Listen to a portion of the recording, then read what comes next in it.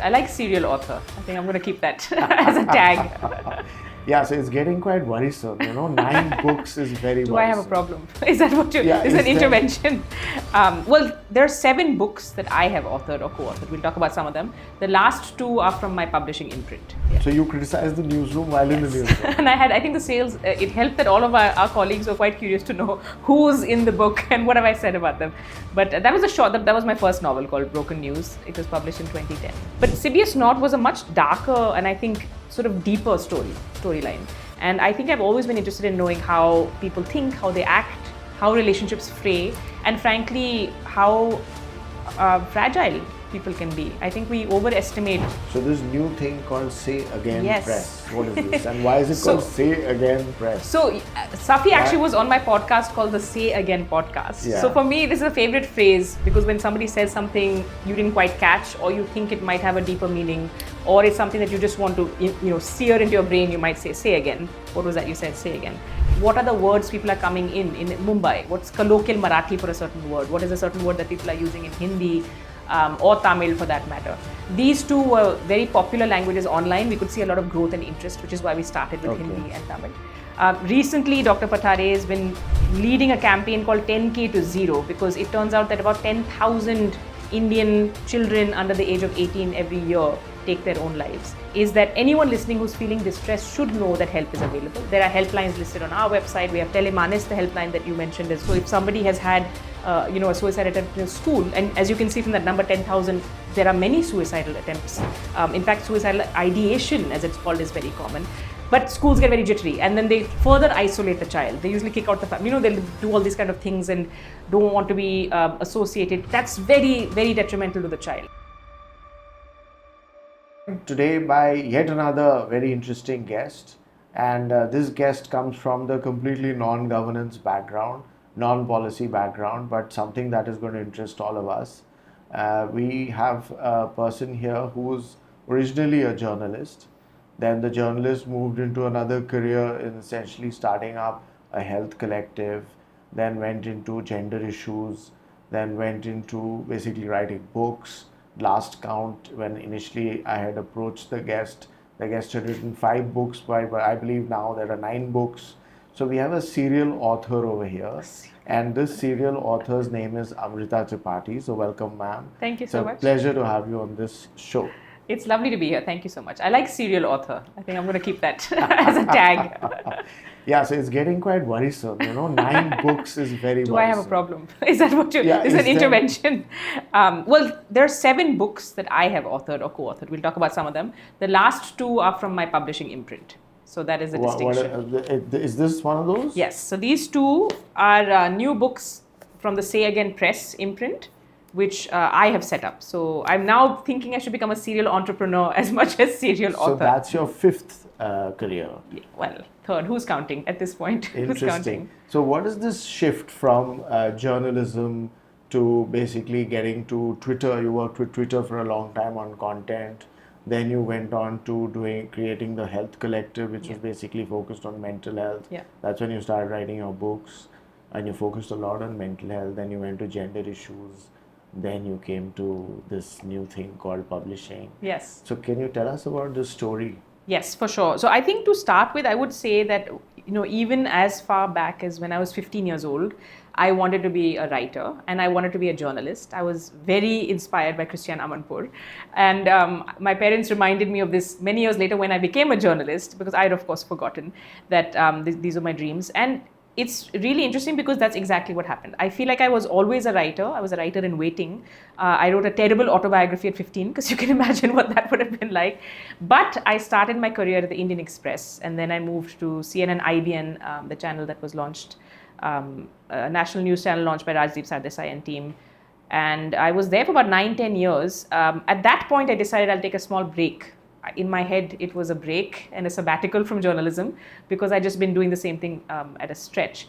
But by that point, I'd already authored 2 books that were published. And by the time you were in CNN IBN? Yeah. So, but you were the face of CNN IBN. How do you one get of the time? many faces. I think some people have just, you make time. And I've realized that I'm one of those people who cannot, every time I've tried to take a break to write, I have been super unproductive. So I'm one of those people who needs. So you wrote the one on media while you were in the newsroom Yes. there? Yeah. So you criticized the newsroom while in the newsroom? And I think the sales, it helped that all of our colleagues were quite curious to know who's in the book and what have I said about them. But that was that was my first novel called Broken News. It was published in 2010. And you were happy with the way you wrote it? Was it better than the 15-year-old autobiography? Yes, it was better than the 15-year-old's autobiography. But you learn like the craft as you do it. So of course, looking back now, there's some cringe elements. There's a huge, I think, learning curve between that first novel and the second novel, which came out 5 years later. I'm happy with how it went because I don't think beyond a point you can really redo things. I think you have to kind of know when the story is done. Of course, in hindsight, I could have taken a little bit longer. So in the second book, Sibius Not, you went basically from the hustle bustle of the media room into adolescents' minds, into young adulthood. Yeah. So what made you change to that kind of a genre of writing, and then what did you basically feel when you did it? I think it was an interesting leap. But to be fair, the first novel itself was also about the dynamics of relationships. I think for me, it's very interesting to see interpersonal dynamics and how they play out. The first one was, of course, set in a newsroom, and there are a lot of things that go wrong. After the Me Too movement, I got some tweets from people saying, did you predate? Did you know this was happening? Because there was some of that dysfunction, and that reflected in Broken News as well. But Sibius Not was a much darker and I think sort of deeper storyline. And I think I've always been interested in knowing how people think, how they act, how relationships fray, and frankly, how fragile people can be. I think we overestimate, because we always talk about resilience and strength, and of course we all are strong and resilient, but people and especially interpersonal relationships can be surprisingly fragile, and that's what I was exploring in that book. So in the first book also you saw a lot of shades of that, and then you eventually crystallized into writing one exactly on that. Yes, yeah, I would say. Somebody famous said this, that the writers are always telling the same story, just in different ways. So that could be a different part of the puzzle. Okay, so then how did you graduate into pure mental health work, and you co-wrote with some very experts on mental health? So around the time that I was taking that sabbatical from mainstream news, I had been, trying to think about what I wanted to bring to the table, what could I do differently. And luckily for us, that was kind of the digital boom, right? And because I'd also been, while I was a news anchor at CNN, I was also at one point a health editor. I'd already got a lot of exposure to stories of mental health. And I had heard from many Indian psychologists and psychiatrists that we were not doing justice to this subject. Often at that time, and it's hard to remember now, but this is like 10 years ago, at that time, we would usually take an Indian expert bite, but use an American or British case study, and then package it up and put it on air. Except for these celebrity, deaths or overdoses or things that were, quite sensationalized, we would not really do much justice to the day-to-day. I think storytelling when it came to mental health and mental illness. So I set up the Health Collective. I was actually originally supposed to wait for funding, which I did not, because somebody had tweeted to say that their friend was in acute distress and they didn't know who to reach out to for help. And I actually saw that tweet 2 days later and reached out, because that was a more innocent time. You could DM strangers and not feel anything about it. And I actually said, I'm sure that someone's reached out with some, helplines or something. And I was just appalled that they hadn't. This is privileged, educated, English-speaking Mumbai, and they had no access to help. They didn't know who to reach out to, and somebody had been sitting in acute distress for 2 days. So I sent some, numbers that I had, and I realized as a journalist, we are so privileged because we have access to these networks. So I decided that at the very least we could set up helplines, let people know what some of the information they need to have. I had the backing of some amazing experts who liked the idea. None of them really thought it would go anywhere, but they were like, let's try and see what we can do with this. So we started with... The government didn't have any helplines then? This is before the government helpline. This is before the government. So there is a government helpline. There's a government helpline now. And Telemanis, I was just on a panel in Bangalore with the director of NIMHANS, Dr. Prabha Chandra, who said that they've done 3 million calls. So, if you look at the trajectory, actually, so there hardly any conversations around mental health in the mainstream. At some point, the pandemic hits, and, all of a sudden we start hearing more. Of course, celebrities like Deepika Padukone, Virat Kohli talking about depression makes a huge difference. This is all very recent, last 2 years. Much more recent, And the helpline started in the last 10 years? Yeah, in the interim, I remember speaking to someone, I'm forgetting the exact date, but there has been a helpline called Sneha that was India's first anti-suicide helpline, set up by Dr. Lakshmi in Chennai, which is the longest running one. That was from the mid 80s or so. But I think what you realize though is that those conversations were very fragmented. There was no mainstream attention. So we went very quickly from being a repository of helpline and information from experts to stories of lived experience, because I still remember 3 people reached out and said, would you have space for, can I share my, story? It was schizophrenia, it was depression, it was bipolar disorder. And to me, that seemed like such an obvious choice, because, of course, we had digital real estate. We could publish as many stories as we wanted. We very quickly became this place, and it became India's first storytelling platform for stories of mental health and mental illness. And looking back. How did you graduate to gender? So I think I've always been interested in gender rights. I was also helping to co-curate a group called Gender Log India at the time. So it was not with so much focus, though. I'll be honest. That was a co-curated Twitter group for a long time, when those used to be fun to do.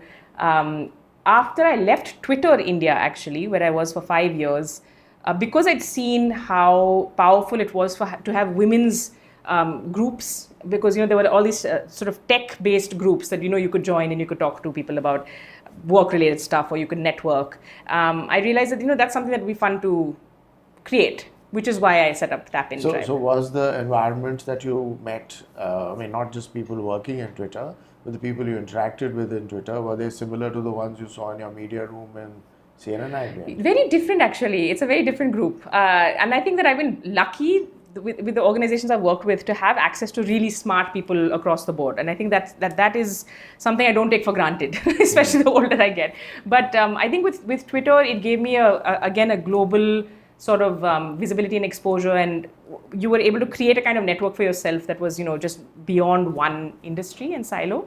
And I thought that a lot of women came, by the end of it, I think I had conversations with 100 to 200 women, and I realized that a lot of us are dealing with the same issues over and over and over again, but dealing with them alone in silos. Quite like the mental health conversation. Again, you kind of feel like you're the only person dealing with certain things. It could be like, hitting the glass ceiling, or breaking the glass ceiling. It could be about a lot of women who drop out of their careers around the time that they have kids. And then that still happens. Still happens, of course, even in corporate. What is the reason that you discovered why it happened? So it's nothing radically new. I think a lot of it is just the lack of support, right? Lack of infrastructure, lack of support. But we found that you can actually be working with each other to create solutions to mitigate what everyone is dealing with, rather than everyone trying to reinvent the wheel alone. So is there a change over the years? Even in the last 10? Yes, I don't think there's been a change. But then again, you have something like the UNDP report that came out a few years ago. Did you remember this? It said the headline was a decade of stagnation, where they found that 9 out of 10 people still have a bias against women, and that includes women that they interviewed, where the majority said that they think men are better leaders. So, I think it's like always, when you think about the progress that's been made, you realize that there's so far to go still. Yeah. But then just going on further from that, you then wrote another book called The Other Sister. Yes. In which there was general talk on social media that possibly the girl Akira has something to do with you yourself as a younger child. Was there talk about this on social media? I once heard of that. No. So Akira is like a fundamental character in this book, but she's not. So I know you haven't read this, Safi, because you're asking me this question, but. No spoilers, but basically she comes into the play because there's this main character, Maya, who's gone through several what you call adverse childhood experiences and basically needed someone to come and protect her. And she's gone through a lot of these devastating things growing up, including being abandoned by her mother, then her father passing away, and she basically manifests this personality. So no, Akira is not me. What has come from me in this, though, seems to be the grief journey, because as I was writing this book, I lost my father as an adult, and somehow that kind of seeped into the whole storytelling as well. So just typical of any journalist who's like really quick-footed and quick thinking, you've got a former spy off balance on that one. Okay, so you just one little interesting question comes in, that when you're using the English language and you're using words like anxiety, depression, mental health, and then you started working on your health collective using Hindi and Tamil also. So one is the reason that why not more languages. Second question would be, how do you translate these words like anxiety? It's a very nuanced word. And depression, they could start meaning the same thing if you say it in Hindi or in Tamil. Yeah. So how do you translate those words into those languages? No, those are great questions. So, we have these books from the Mindscape series that Simon & Schuster published, co-authored each one with a different psychologist and therapist. Through the time that we had reporters working on the Health Collective with us, we would ask therapists and psychologists, what are the words people are coming in Mumbai? What's colloquial Marathi for a certain word? What is a certain word that people are using in Hindi or Tamil for that matter? These two were very popular languages online. We could see a lot of growth and interest, which is why we started with Hindi and Tamil. But ran out of, funding got constrained, I think is a polite way of saying. This is why we paused. We're not done yet, but we hit pause on the commissioning of content in the other languages. But when I'd done a few interviews in the past, including with Dr. Pathare, who's a co-author on the book on the suicide crisis, he said if you go to any rural place in India, you'll find most people will know the words tension and pareshan, and they will use that to mean a variety, like a wide gamut of issues, usually stress, anxiety, etc. And if you think about English as well, Safi, I think that what we've realized is even in English, these words have become hold-alls, right? I mean, they become very vague in use. So we use anxiety also for I just have an attack of the nerves. I might tell you I'm feeling depressed tomorrow just to be like, I have the blues, I'm feeling a bit low. Whereas someone who has a clinical diagnosis of depression is having a very different experience. Okay. So language isn't always as specific as we would like it to be. And I think those two very different experiences make us realize that you can't conflate the two, and you can't, because what ends up happening is I then think, oh, why does that person not just shake it off and just go walk it off, go, do some exercise, the blues will lift. Listen right? to loud music and be okay. Some of that could help, But when you have a clinical diagnosis or a mental illness or a mental condition, it's very different from what the rest of us might be going through. And the other thing I learned from, these interviews was we all have mental health on a spectrum, right? So we might be anywhere on that spectrum, but no one has 100%. You don't get a gold star for being 100% mentally healthy. You have good days and bad days. And I think in your life, there will be ups and downs. And the more we're able to articulate and talk about and acknowledge that, the better, right? It's mental health affects each one of us. So you wrote in this very book, the one that you just mentioned about young mental health, about suicide prevention. You wrote about bullying in schools. So suicide prevention, this book came after the Life Interrupted? This came before, actually. Before the Life Interrupted book. Yeah. So what was Life Interrupted about? So Life Interrupted was actually, it's a slightly different approach. The Mindscape series were all meant to be very conversational, accessible, easy books for people to read. Life Interrupted is also meant to be an easy book for people to read, but it's a very deep dive into India's suicide crisis. So Dr. Pathare, Dr. Amrita Tripathi Author and Dr. Nadkarni are both, very senior psychiatrists working in this space. Recently, Dr. Pathare has been, leading a campaign called 10K to Zero, because it turns out that about 10,000 Indian children under the age of 18 every year take their own lives. Under the age of 18? Yeah. Above 18 would be... So it's actually one of the leading causes of death for young Indians. And for me, the shocking thing is we don't know enough about this, right? In the mainstream. Of course, the families who are bereft deal with this. The policymakers are quite aware. But what ends up happening, it seems, is that people tend to then just take a very fatalistic view of things, to say, oh my God, it's such a big problem. What can we do about it? We can't. There are many things that different stakeholders can do. So we wrote this book specifically for different stakeholders. So I write a lot about what the media can do. We have something for policymakers. We have something for legislators and so on. You've gone through farmer suicides. You've done drinking to death, women and suicide, and suicide amongst the elderly. Yeah. So these are very interesting topics. And you don't see the media picking it up. It's only when somebody in an IIT or some place like that commits suicide, then it's talked about. If they die by suicide. So we say die by suicide because India decriminalized suicide a few years ago. And you're right. So it's only those kind of, either they're broadly lumped as student suicides, farmer suicides, as I was telling you earlier, only sensationalistic reporting when a celebrity dies by suicide.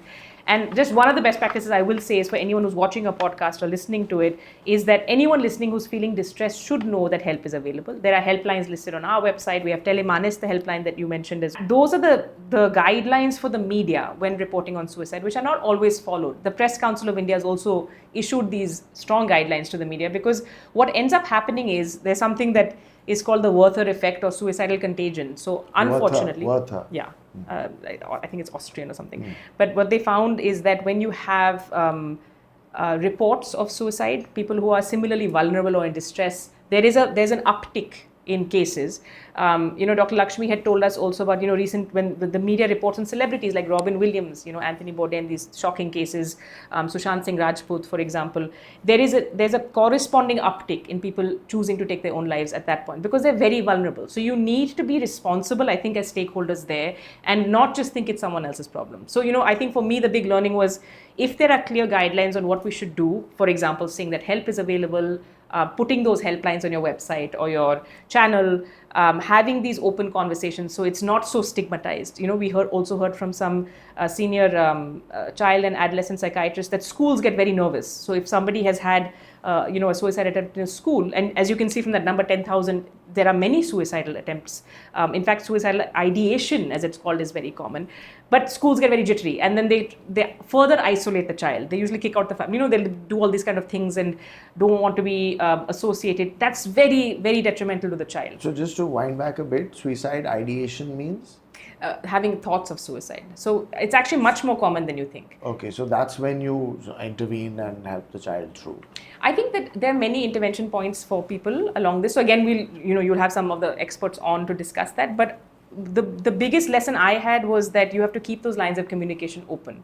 You have to be showing that you can band together to support somebody who is in that vulnerable state. And if you're in a position of privilege where you have a platform, you need to share that help is available and share those helplines as well. So government passed a Mental Health Care Act in 2017. So what was that like? Did it bring about any change? It's had its 10-year run. So do you think there are any changes are required? I'm told across the board that it's very well regarded as an act, that it's one of the most forward-looking legislations in the world. But I think implementation is always the challenge. Definitely recommend you get Dr. Pathare on because he also worked on that act. We see that the law of the land is a certain way, and then you have to go and I think people have to educate what happens in the rest of the sections of society. And I think for each of us, even anyone watching this, you have a policy podcast. So there is something that policymakers can be doing. When I talk to journalists or I talk to younger people or I talk to writers, there's something we can be doing. More than anything else about our designations, there's something each of us as individuals can be doing, right? So talking to you here and trying to raise awareness is one thing. But how am I at home with my family? How am I when a friend tells me something? Usually with things like suicide, I can tell you honestly, our initial reaction is to minimize. So if you tell me something, I'll usually be like, oh, Safi, don't think like that. Don't feel like that. Things are not so bad.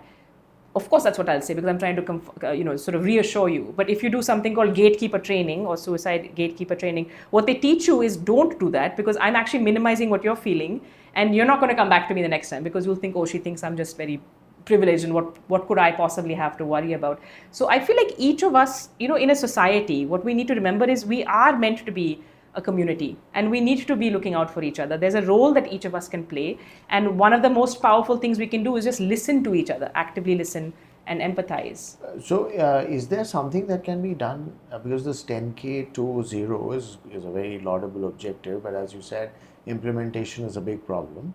So in a country of the size of India and a Telemanas helpline which seems to be working very well, in my time at NDMA in post-disaster mental health, we did some work with them and I think it's a very good helpline.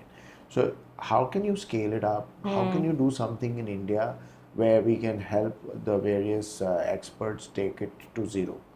Yeah, and that's a very good question. I think there are right now these multi-stakeholder meetings happening. I think when you find people, in government especially, who can help implement some of this. I know that there are people who've reached out to Dr. Pathare and his team as well for different pilots across the country. And of course, many other stakeholders who work on this, including, at NIMHANS. There are specific recommendations, but for anyone watching or listening who's interested, it's definitely worth exploring further because there's a huge role for policymakers. So one of the biggest things I found while in government was one of the big things that are largely missing in every department is coordination.